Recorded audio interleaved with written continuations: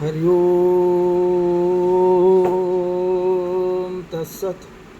नमस्कार दर्शक बंधु, आमे विगत किछि दिन है आदि जगत गुरु शंकरंकर तत्व ग्रंथ तत्वबोध को आलोचना करुअछि।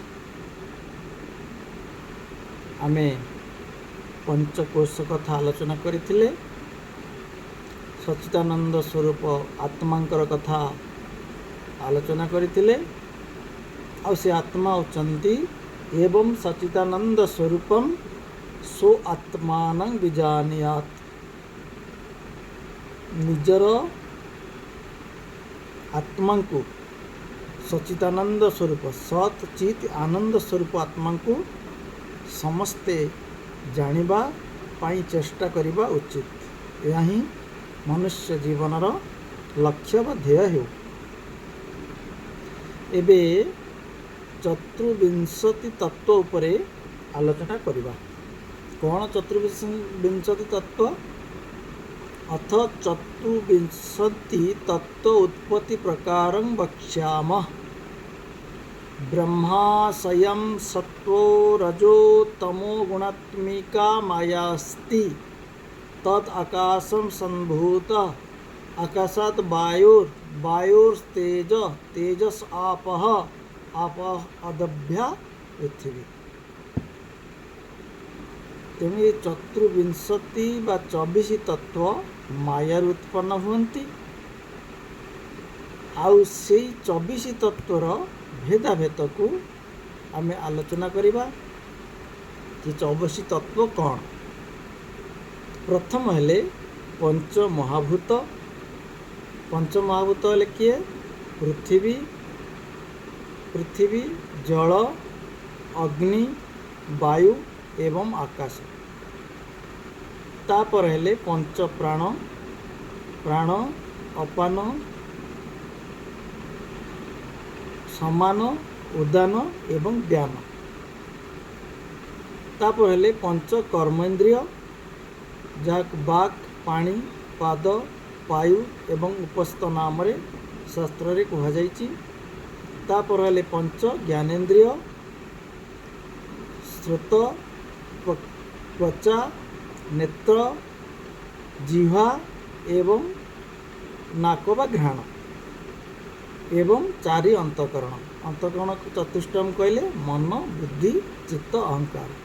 5 प्राण, 5 महाभूत 10, 5 कर्मेंद्रिय 15, 5 ज्ञानेन्द्रिय 20 एवं 4 अंतर्करण मन, बुद्धि, चित्त, अहंकार मिसी 24 तत्वरु यही कौन है ना 24 तत्व ये मायार उत्पन्न होती। माया होती भगवानंकर शक्ति।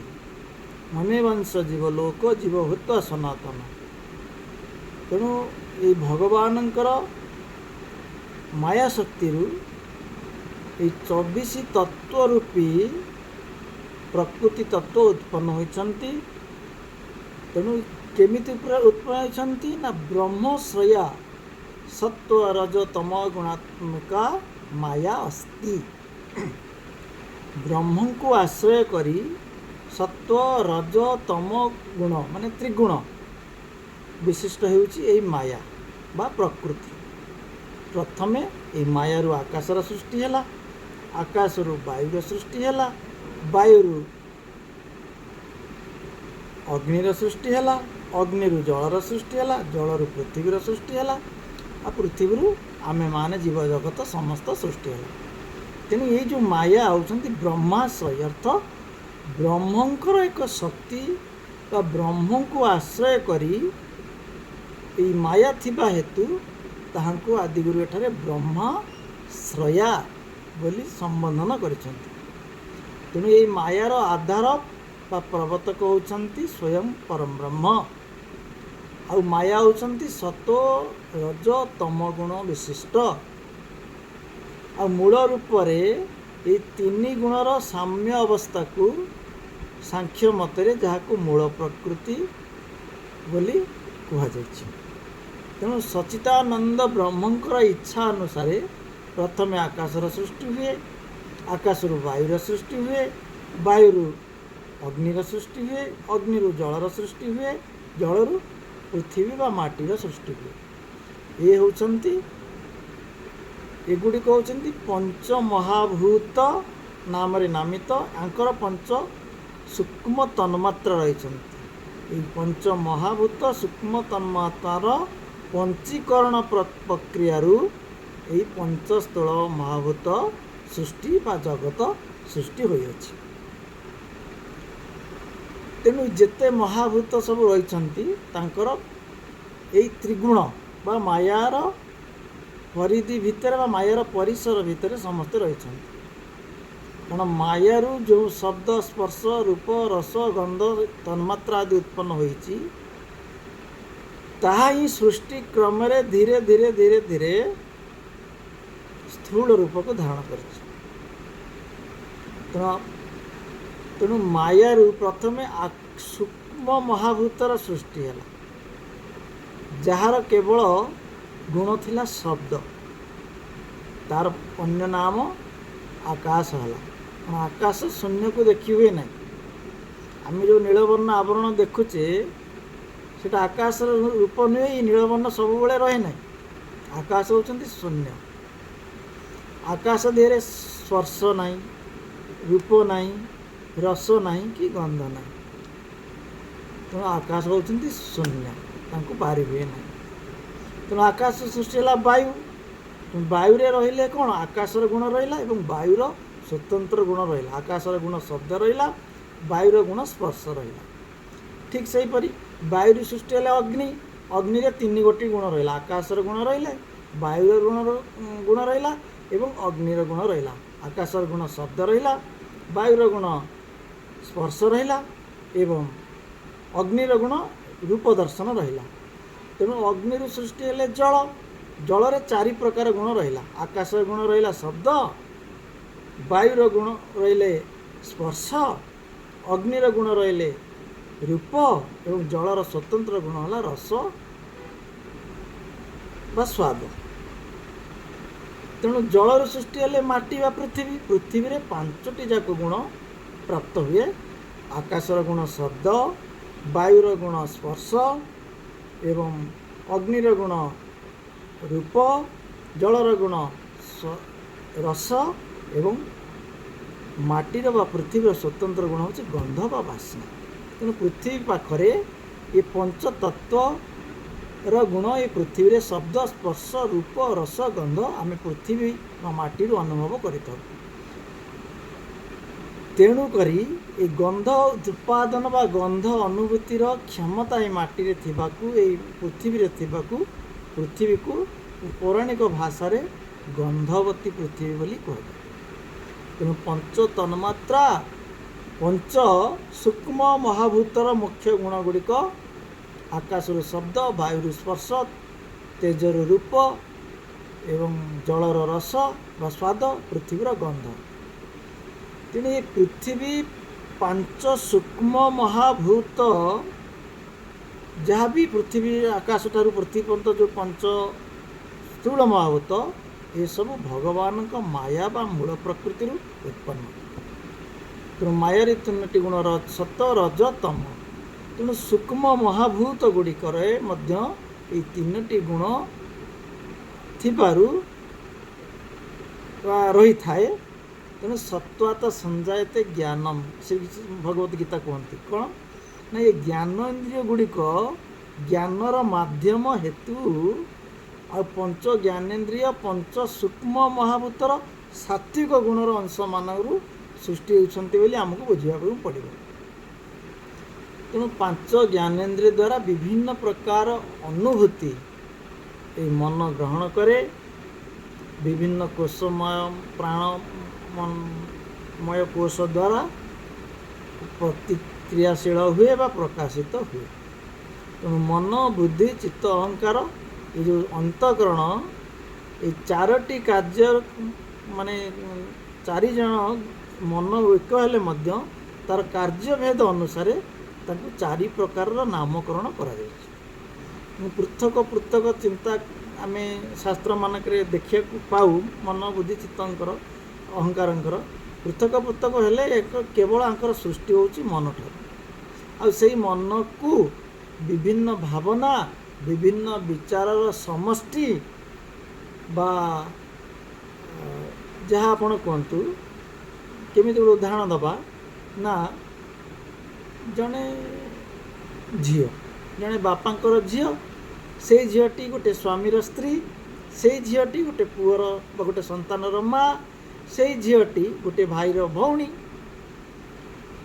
ତେଣୁ ଜଣେ ଝିଅ ସେ ସ୍ତ୍ରୀକୁ ବୁଝାଇଲା, ଭଉଣୀକୁ ବୁଝାଇଲା, ବାପାଙ୍କର କନ୍ୟାକୁ ବୁଝାଇଲା। ସେହିପରି କାର୍ଯ୍ୟ ଦୃଷ୍ଟିରୁ ଏଇ ଯେଉଁ ଅନ୍ତଃକରଣର ଯେଉଁ ମନ, ବୁଦ୍ଧି, ଚିତ୍ତ, ଅହଙ୍କାର 4ଟି ବିଭାଗରେ କଳ୍ପନା କରାଯାଇଛି। ଗୋଟିଏ ବସ୍ତୁ ବିଭିନ୍ନ ସ୍ଥାନ ଭେଦରେ, ବିଭିନ୍ନ ପ୍ରୟୋଗ ଭେଦରେ, ତେଣୁ ତା'ର ନାଁଟା ଭିନ୍ନ ଭିନ୍ନ ଭିନ୍ନ ଭିନ୍ନ ହୋଇଯାଇଛି।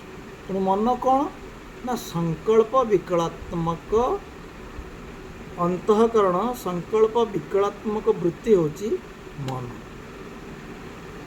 ମନ କୌଣସି ବିଷୟକୁ ସ୍ଥିର କରିପାରେ ନାହିଁ। ଏବେ ଯେଉଁ କଥାଟି ଚିନ୍ତା କରେ, ସଂକଳ୍ପ କରେ, କିଛି ସମୟ ପରେ ତାକୁ ବିକଳ୍ପ କରିବା ଆରମ୍ଭ କରିଦିଏ। ତେଣୁ ଏଠି ଘୁରି ବୁଲେ, ସେଠି ଘୁରି ବୁଲେ, ସେଠି ମନ ଦ୍ୱାରା କୌଣସି ଗୋଟେ ନିର୍ଦ୍ଦିଷ୍ଟ ସିଦ୍ଧାନ୍ତ ବା ନିର୍ଦ୍ଦିଷ୍ଟ ଲକ୍ଷ୍ୟରେ ଚିନ୍ତାରେ ପହଞ୍ଚି ହେବ ନାହିଁ। ତେଣୁ ମନକୁ ସଂକଳ୍ପ ବିକଳାତ୍ମକ ବୋଲି ଆଦିଗୁରୁ ପ୍ରକାଶ କରିଛନ୍ତି। ମୁଁ ଆଜି ଏଇଠି ଅଛି, ଆଉ 10 ମିନିଟ୍ ପରେ ଆମେରିକାରେ ଅଛି ମୋର ମନ। କାରଣ ପବନଟାର ଆଉ କ୍ଷିପ୍ର ଗତି ହେଉଛି ମନ। ତେଣୁ ମନ ସବୁବେଳେ ଅବିରତ ଭାବରେ ସଂକଳ୍ପ ବିକଳ୍ପ ଚିନ୍ତାଧାରା ତା'ର ଲାଗି ରହିଥାଏ। ଆଉ କାମନା ଅଭିଳାଷରୁ ସେ ସମ୍ଭୂତ ବା ଉତ୍ପନ୍ନ ହୋଇଥାଏ। ଏବେ ବୁଝିବା ବୁଦ୍ଧି। ବୁଦ୍ଧି କ'ଣ ନା ଅନ୍ତଃକରଣର ନିଶ୍ଚୟାତ୍ମକ ବୃତ୍ତିକୁ ବୁଦ୍ଧି ବୋଲି କୁହାଯାଏ। ନିଶ୍ଚୟାତ୍ମକ ମାନେ ସ୍ଥିରୀକୃତ କରିବା। ଗୋଟେ ଅନ୍ତଃକରଣର ଗୋଟେ ସନ୍ଦେହ ଅବସ୍ଥା ଯଦି ଉତ୍ପନ୍ନ ହୁଏ ମନରେ, ତ ବୁଦ୍ଧି ସ୍ଥିର କରିବାର ଅବସ୍ଥା ହେଉଛି ବୁଦ୍ଧି। ତେଣୁ ବୁଦ୍ଧି ଦ୍ୱାରା ଆମେ ବିଭିନ୍ନ ପ୍ରକାର କାର୍ଯ୍ୟ ବା ସିଦ୍ଧାନ୍ତରେ ପହଞ୍ଚି ପାରିଥାଉ। ଯାହା ମନ ଦ୍ୱାରା ହୋଇ ନପାରେ, ବୁଦ୍ଧି ତାକୁ ବିଶ୍ଳେଷଣ କରି ସୁତଥ୍ୟକୁ ଅନୁସନ୍ଧାନ କରି ଗୋଟେ ସ୍ଥିରୀକୃତ ବା ନିଶ୍ଚୟକୃତ ଅବସ୍ଥାକୁ ପହଞ୍ଚାଇଥାଏ। ତାହା ହେଉଛି ବୁଦ୍ଧି। ତାପରେ ଆସିଲା ଅହଙ୍କାର। ଅନ୍ତଃକରଣର ଅହଂ ବୃତ୍ତି ବା କର୍ତ୍ତା ଭାବ ବୃତ୍ତି ହେଉଛି ଅହଙ୍କାର। ମୁଁ କରୁଅଛି, ଏଇ ଜ୍ଞାନକୁ ଅହଙ୍କାର କୁହାଯାଏ। ମୁଁ ଏବଂ ମୋର ଭାବନା ହେଉଛି ଅହଙ୍କାର। ମୁଁ କରୁଅଛି, ମୁଁ ସୁଖ ଦୁଃଖ ଭୋଗ କରୁଛି, ମୋ ଘର, ମୁଁ, ଏଇ ଯେଉଁ ମୁଁ ଭାବ ଜାତ ହେଉଛି, ତାହା ହେଉଛି ଅହଙ୍କାର। ତେଣୁ ଅହଙ୍କାର ପ୍ରଭାବରେ ଏଇ ଜୀବାତ୍ମା ସୁଖ ଏବଂ ଦୁଃଖକୁ ଭୋଗ କରିଥାଏ। ଯେତେବେଳେ ତା'ର ଆତ୍ମଜ୍ଞାନ ଉଦୟ ହୁଏ, ସେତେବେଳେ ସେ ମୁଁ କ'ଣ ଏବଂ ମୋର କ'ଣକୁ ବୁଝିପାରେ, ସେତେବେଳେ ଏଇ ମୁଁ ଭାବଟି, ଅହଙ୍କାର ଭାବଟି ଲୋପ ହୁଏ। ଆଉ ସୁଖ ଦୁଃଖର ଭାବନା ତା ଭିତରେ ରହେ ନାହିଁ। ଏବେ ଆସିଲା ମନ, ବୁଦ୍ଧି, ଅହଙ୍କାର ଗଲା ଚିତ୍ତ। ଅନ୍ତଃକରଣର ଚିନ୍ତନାତ୍ମକ ବୃତ୍ତି ବା ବିଚାର ପ୍ରକ୍ରିୟାକୁ ଚିତ୍ତ ବୋଲି କୁହାଯାଏ। ଆଉ ଏ ଚିତ୍ତଟା ହେଉଛି ସମସ୍ତ ଅନୁଭୂତି ବା ଚିନ୍ତାର ଗନ୍ତାଘର। ଆଉ ଏଇ ଚିତ୍ତରୁ ହିଁ ଆମ ବୁଦ୍ଧିକୁ ନିର୍ଦ୍ଦେଶ ଆସେ।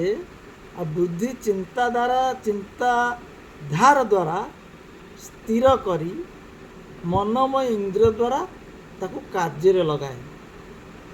ଗୋଟେ ଉଦାହରଣ ସ୍ୱରୂପ, ଜଣେ ବ୍ୟକ୍ତି ଯେତେବେଳେ ଗୋଟେ ସାପକୁ ଦେଖେ, ତା'ର ପୂର୍ବ ଅନୁଭୂତି ବା ତା ଚିତ୍ତରୁ ଜାତ ହୋଇଯାଏ ଯେ ଏ ଗୋଟେ ସାପ, ବିଷଧର ସାପ, ତା ଭିତରେ ଗୋଟେ ଭୟ ଭାବ ଆସିଯାଏ। ତେଣୁ ବୁଦ୍ଧି ଦ୍ୱାରା ସେ ସ୍ଥିରୀକୃତ କରେ।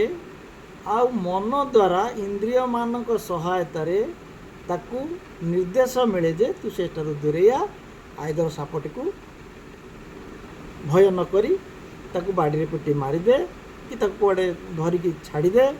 ଏହିସବୁ ଭାବନା ଚିତ୍ତ ଦ୍ୱାରା ଆମକୁ ସ୍ଥିରୀକୃତ, ଚିତ୍ତର ନିର୍ଦ୍ଦେଶ ଦ୍ୱାରା ଆସିଥାଏ। ତେଣୁ ମନ, ବୁଦ୍ଧି एवं चित्त विभिन्न स्थिति रे उपस्थित रही था। जेपरी मु चिंता करुअछि अर्थ चित्त, मु स्थिर करुअछि अर्थ बुद्धि, मु भाबुअछि अर्थ मन। तेणु प्रत्येक परिस्थिति रे मोर स्थितिटा रही। तेणु विभिन्न परिस्थिति रे मन बुद्धि चित्तर चिंताधारार परिवर्तन घटुथिबा बेले अहंकार मोर किछि केबे परिवर्तन हुए ना। आलोचना को आग को बढ़ेवा। हरि ओम तत्सत।